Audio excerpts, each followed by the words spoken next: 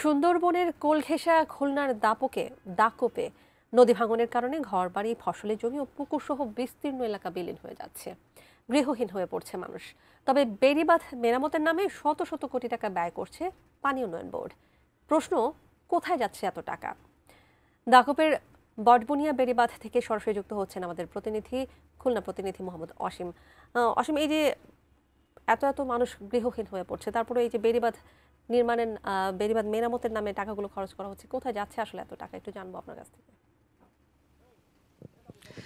তানিয়া, যখন আমি যেখানে আছি খুলনার বটবুনিয়া এলাকায়, এখানেই কিন্তু গত ৭ই অক্টোবর নদী ভাঙনে বিলীন হয়ে গেছে অনেক বসতবাড়ি, ফসলি জমি। তবে এখনো পর্যন্ত সেই বাঁধটি কিন্তু মেরামত করতে পারেনি। একই সাথে এখানেই কিন্তু এই বছরের মে মাসে একবার এবং তারপরে আরও একবার, মোট ৩ বার কিন্তু এখানে সংরক্ষণে প্রায় ৫০ কোটি টাকার মতন ব্যয় করা হয়েছে। তবে এই বাঁধটি কিন্তু এখনো সংস্কার বা মেরামত করতে পারেনি পানি উন্নয়ন বোর্ড। পানি উন্নয়ন বোর্ড বলেছেন যে আসলে প্রকৃতির উপর দায় চাপাচ্ছেন, যে প্রকৃতির কারণেই বারবার এখানে ভেঙে যাচ্ছে। তবে আমি এখানে এসে প্রায় অর্ধশত মানুষের সঙ্গে কথা বলেছি। তারা বলেছেন যে এখানে গত মে মাসে যে কাজ করা হয়েছিল, সে কাজটি শুধুমাত্র একটি প্রলেপ দিয়ে পানি উন্নয়ন বোর্ড চলে গিয়েছিল। সে কারণে আবারও কিন্তু গত ৭ই অক্টোবর ভেঙেছে, এবং এরপরে যে একবার পানি উন্নয়ন বোর্ড কাজের কথা বলেছে এই জায়গাটি,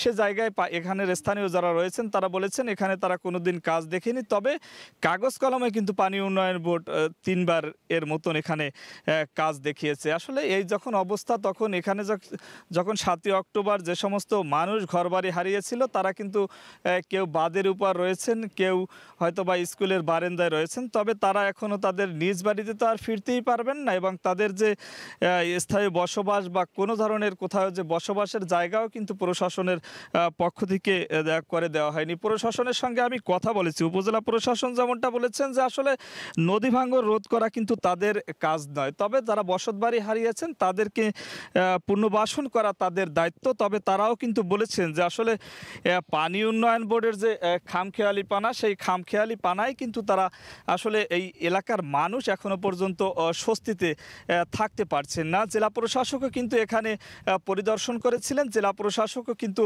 পানি উন্নয়ন বোর্ডকে এই দায় চাপিয়ে বলেছিল যে তারা যেন অচিরে এই ব্যবস্থা নেয়। তবে পানি উন্নয়ন বোর্ড এখনো পর্যন্ত এখানে কিন্তু বাঁধের ব্যবস্থা করেনি। আসলে সব মিলিয়ে তা নিয়ে বলা চলে যে এই এলাকার মানুষ কিন্তু চরম দুর্ভোগে রয়েছে, শুধুমাত্র নদীর যে বাঁধ রয়েছে সেই বাঁধ ভাঙনের কারণে। আমার কাছে সব মিলিয়ে এই ছিল দাপোপের বটবুনিয়া এলাকা থেকে নদী ভাঙনের সর্বশেষ খবর। তানিয়া।